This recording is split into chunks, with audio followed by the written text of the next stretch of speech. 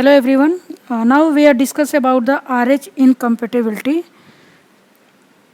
First we should know what is the RH factor. I think आप लोगों ने first year में पढ़ा होगा RH फैक्टर और ब्लड ग्रुपिंग. तो हम लोग थोड़ा सा व्यू करेंगे about the RH factor. RH factor this is the proteins, या हम कह सकते हैं दिस इज़ द एंटीजन, जो कि मेनली कहाँ पे पाया जाता है? On the surface of the RBC. RBC means red blood sales की जो सरफेस होती है उसके ऊपर क्या होता है? प्रोटीन पाया जाता है. उस प्रोटीन को हम बोलते हैं या उस एंटीजन को बोलते हैं RH फैक्टर. अगर प्रोटीन्स प्रेजेंट है तो उसको हम क्या बोलेंगे? RH positive. अगर प्रोटीन प्रेजेंट है ऑन द RBC सरफेस तो उस कंडीशन को हम बोलेंगे RH पॉजिटिव. अगर प्रोटीन निगेटिव है तो उसको हम बोलेंगे RH निगेटिव. और ब्लड ग्रुपिंग आप लोग को पता होगा, blood group A, blood group B, blood group A B और ब्लड ग्रुप ओ. और पॉजिटिव मीन्स कि प्रोटीन प्रेजेंट है और नेगेटिव मीन्स क्या है?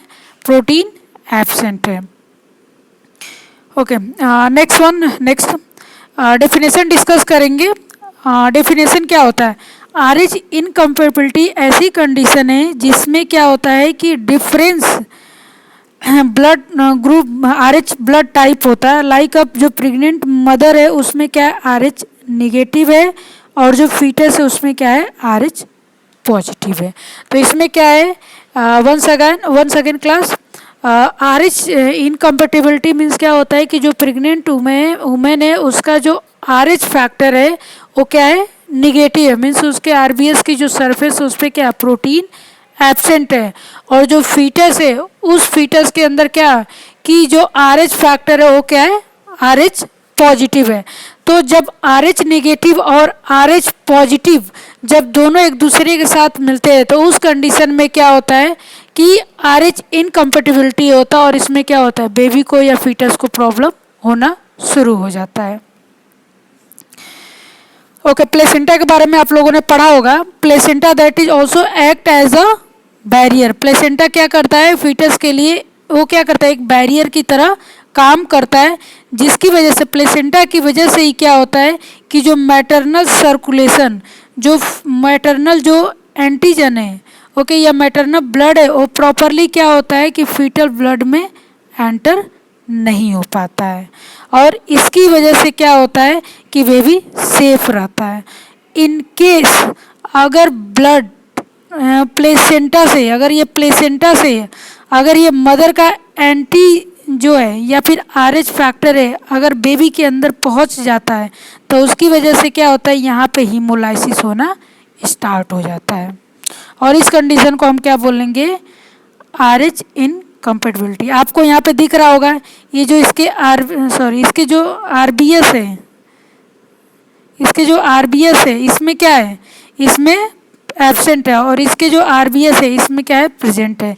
और क्या है? This is the placenta. ये प्लेसेंटा है जो कि बैरियर की तरह काम करता है. इसकी वजह से इधर का जो ब्लड होता है ये क्या होता है? इधर नहीं जा पाता और इधर का ब्लड इधर नहीं आ पाता है. इन केस क्या होता है कि अगर लाइक किसी भी कंडीशन में अगर यहाँ का ब्लड इधर चला जाता है और यहाँ पे मिक्स हो जाता है तो उस कंडीशन में क्या होता है कि RH इनकम्पेटिबिलिटी स्टार्ट होता है और बच्चे के बॉडी के अंदर हीमोलाइसिस होना स्टार्ट होता है. वो भी हम डिस्कस करेंगे कब ब्लड पहुँच सकता है. अब क्या है कि अगर मदर निगेटिव है, RH निगेटिव है तो उसमें क्या होता है कि फर्स्ट प्रेगनेंसी में क्या प्रॉब्लम होगा? फर्स्ट वन मिसकैरेज होने के चांसेस है. सेकेंड कंडीशन एबॉर्शन होने के चांसेस है. थर्ड वन है फीटो मैटरनल हैमरेज होने के चांसेस है. तो ये 3 कंडीशन फर्स्ट प्रेगनेंसी में होने के ये चांसेस होते हैं. Sign and symptoms. RH incompatibility के क्या क्या सिम्टम्स होते हैं? First one mildest form RH incompatibility. इसमें क्या होगा? हीमोलाइसिस होगा. ओके, मीन्स कि रेड जो ब्लड सेल्स होंगे वो क्या होंगे? डिस्ट्रक्शन होने लगेंगे फिर इन्फेंट की ब्लड बॉडी के अंदर. दूसरा चीज़ क्या हो? हीमोलाइसिस की वजह से क्या होता है कि बच्चे के बॉडी के अंदर जॉन्डिस होना शुरू हो जाता है. ओके, आप लोगों ने पढ़ा होगा कि जब आरबीएस का ब्रेक डाउन होता है या हीमोग्लोबिन का ब्रेक डाउन होता है तो हीमोग्लोबिन का जो एंड प्रोडक्ट होता है हीमोग्लोबिन से ही क्या होता है, बिलिरुबिन निकलता है। ओके, अगर ज़्यादा ये अमाउंट में रहता है तो उसकी वजह से क्या होता है, फीटस के या इन्फेंट के अंदर क्या होगा, जॉन्डिस या बिलिरुबिन का लेवल बढ़ जाता है। Second thing, severe form RH incompatibility, इसमें क्या होगा, हाइड्रोपस फिटालिस होगा। मीन्स कि रेड फीटस का रेड ब्लड सेल होगा उसका क्या होगा, बहुत ज़्यादा डिस्ट्रक्शन होता है। ओके, हाइड्रोपस फिटालिस में क्या होता है कि जो फीटस का रेड ब्लड सेल्स होता है उसका क्या होता है, बहुत मैसिव अमाउंट में डिस्ट्रक्शन होने लगता है। मैसिव अमाउंट में डिस्ट्रक्शन होने की वजह से क्या होता है, ये सीवियर एनीमिया कॉज करता है। और जब एनीमिया कॉज करता है तो उसकी वजह से क्या होता है, फीटल हार्ट फेलियर होता है और इसकी वजह से बेबी की क्या होती है, डेथ हो जाती है इमिडिएटली आफ्टर बर्थ। अब क्या सेकंड क्या होगा, टोटल बॉडी स्वेलिंग होगी। फीटस के अंदर क्या होगा, जो न्यूबॉर्न बेबी होगा उसकी बॉडी के अंदर क्या होगा, हमें पूरी बॉडी में हमें स्वेलिंग दिखाई देगा। रेस्पिरेटरी हमें डिस्ट्रेस दिखाई देगा अगर बेबी डिलीवर्ड हो गया है। सर्कुलेटरी कोलैप्स होगा यहाँ पे। और कर्निक्टरस होगा। कर्निक्टरस हम लोगों ने पढ़ा था नियोनेटल जॉन्डिस में, जब बिलिरुबिन का लेवल बहुत ज़्यादा बढ़ जाता है और ये जब ब्रेन के अंदर एंटर कर जाता है तो उसकी वजह से क्या होता है कि बच्चे का नर्वस सिस्टम भी इन्वॉल्व होता है और उसमें क्या होता है कि बच्चे का कॉन्शियसनेस लेवल क्या होता है, अल्टर्ड हो जाता है और उस कंडीशंस को हम क्या बोलते हैं, kernicterus. And this is the complication of the neonatal jaundice. ये जो भी ये सारे चीज़ें होती है ये कब ये जितनी भी सारी चीज़ें होती है वो कब पाई जाती है, जैसे ही बच्चे की बर्थ होती है, बर्थ होने के कुछ समय के बाद। और अब और भी कुछ चीज़ें पाई जाएगी, लाइक मोरो रिफ्लेक्सेस क्या होगा, बहुत कम होगा या फिर एब्सेंट होगा। पुअर फीडिंग होगी, डिक्रीज एक्टिविटी होगा। मीन्स कि बच्चे की जो एक्टिविटी होगी वो क्या होगी, डिक्रीज होगी। बाद में चल के क्या प्रॉब्लम होगी, बच्चे की बाद में क्या होती है, डेथ हो जाती है। ओके, बच्चे की क्या होता है, बाद में डेथ हो जाती है। प्रिवेंशन हम कैसे कर सकते हैं, मैंने बताया था कि फर्स्ट प्रेगनेंसी में क्या है कि प्रॉब्लम होती है। ओके, सेकेंड प्रेगनेंसी में हम क्या करते हैं कि मदर को ऑलरेडी हम क्या करते हैं, RH इम्यूनोग्लोबिन हम एडमिनिस्टर्ड कर देते हैं। अब क्या RH इम्यूनोग्लोबिन हमें एडमिनिस्टर्ड करना चाहिए RH नेगेटिव वुमेन को, ताकि हम उसको क्या करेंगे, आगे हम जो भी कंडीशन है उससे हम क्या करेंगे, प्रिवेंट कर सकेंगे। फर्स्ट वन क्या है, आफ्टर अमीनोसिंथेसिस, जब हम फीटल ब्लड सैम्पलिंग लेते हैं तो उसकी वजह से क्या होता है कि ब्लीडिंग स्टार्ट होता है इन द सेकेंड और third trimester of pregnancy at 28 week of pregnancy, या फिर after an external cephalic version of a breech fetus, या after abdominal trauma during pregnancy. तो उस कंडीशंस में हम क्या करते हैं कि फर्स्ट जो RH इम्यूनोग्लोबिन होता है 2 टाइम देते हैं। फर्स्ट वन क्या हो कि फर्स्ट जो 28 वीक्स ऑफ प्रेगनेंसी होता है उसमें हम क्या करते हैं, फर्स्ट हम देते हैं। और सेकेंड जो देते हैं वो within 72 hours of after delivery of RH positive infant.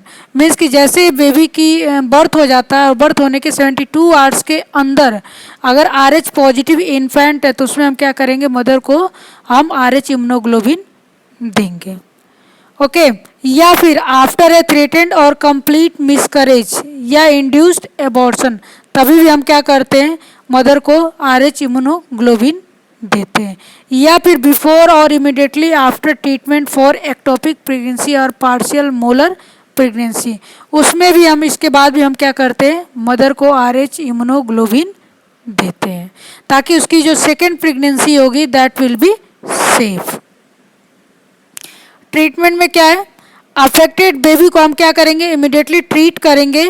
Okay, इसमें क्या करेंगे, एग्रेसिव हाइड्रेशन हम मेंटेन करके रखेंगे, अर्ली फोटोथेरेपी स्टार्ट करेंगे, early exchange blood transfusion start करेंगे अगर रिक्वायर्ड है, अगर बिलिरुबिन का लेवल बढ़ गया है या फिर एंटीबॉडीज बेबी के बॉडी के अंदर है, या फिर रिमूव सेंसिटाइज जो सेल्स होते हैं उसको रिमूव करने के लिए, या फिर RBS नंबर को हमें रिप्लेस करने के लिए। इस कंडीशन हम क्या करेंगे, एक्सचेंज ब्लड ट्रांसफ्यूजन हम स्टार्ट करेंगे। एंटीनेटल मैनेजमेंट में क्या आएंगे, मदर्स को टाइट्रस पॉजिटिव हम प्रोवाइड करेंगे, गिविंग एंटी डी मदर को प्रोवाइड करेंगे, amniotic fluid bilirubin level check करेंगे। Okay, and next one fetal transfusion हम स्टार्ट करते हैं। फीटल ब्लड ट्रांसफ्यूजन स्टार्ट करते जब ड्यूरिंग प्रेगनेंसी, और ताकि हम इसलिए करते हैं ताकि हम बेबी को या फीटस को हम हाइड्रोपस फिटेलिस से हम प्रिवेंट करने के लिए हम क्या करेंगे, फीटल ब्लड ट्रांसफ्यूजन हम स्टार्ट करते हैं। फीटल ब्लड ट्रांसफ्यूजन हम डिस्कस करते हैं। फीटल ट्रांसफ्यूजन हम कैसे देंगे, given through the fetal umbilical vein. जो फीटल अम्बलाइकल वेन होती है उसके थ्रू हम क्या करेंगे, फीटल ब्लड ट्रांसफ्यूजन स्टार्ट करेंगे। Okay, an intrauterine transfusion provide blood to RH positive fetus when fetal red blood cells are being destroyed by the RH antibodies. Okay, one second class, मैंने बताया था कि RH नेगेटिव मदर है। Okay, अगर RH negative mother का blood अगर baby के अंदर या फीटस के अंदर एंटर कर गया, RH पॉजिटिव जिसका है, तो उसकी वजह से क्या होगा कि जो बेबी का ब्लड होगा वो RBS क्या होता है, डिस्ट्रक्शन होने लगता है। तो उसको प्रिवेंट करने के लिए हम क्या करेंगे, फीटल ब्लड ट्रांसफ्यूजन स्टार्ट करते ताकि हम उसको क्या करेंगे, रिमूव कर सकते हैं। Blood transfusion is given to replace the fetal red blood cells that are being destroyed by the RH sensitised mother's immune system. Okay, clear. और ये तब तक देंगे तब तक कि बेबी का डिलीवरी नहीं होता, मीन्स कि उसका एक ड्यूरेशन होता है और इसका एक प्रॉपर थेरेपी होता है। उसके अकॉर्डिंग हम क्या करते हैं, फीटल ब्लड ट्रांसफ्यूजन हम फीटस को प्रोवाइड करते हैं ताकि बेबी डिलीवरी के टाइम कम्प्लीटली पूरा मैच्योर हो या एनफ मैच्योर हो फॉर द डिलीवरी। ये आपको दिख रहा होगा, दिस इज द अम्बलाइकल वे। और यहाँ से हम क्या करते हैं, बेबी को हम क्या करेंगे, फीटस को हम एक्सचेंज ब्लड ट्रांसफ्यूजन हम प्रोवाइड करते हैं। अम्बलाइकल जो वेन होता है प्लेसेंटा में, उसके थ्रू हम क्या करेंगे, प्रोवाइड करते हैं। Okay, in severely affected infants transfusion are done every 1 to 4 weeks until the fetus is mature enough to deliver safely. और इसके साथ साथ हम क्या करते हैं, अम्नियोसिंथेसिस भी हम करते हैं, ये डिटरमाइन करने के लिए कि फीटस का जो लंग्स है डिलीवरी से पहले प्रॉपरली मैच्योर हुआ है कि नहीं हुआ है। ओके गाइस, तो this is all about the RH incompatibility. Thank you.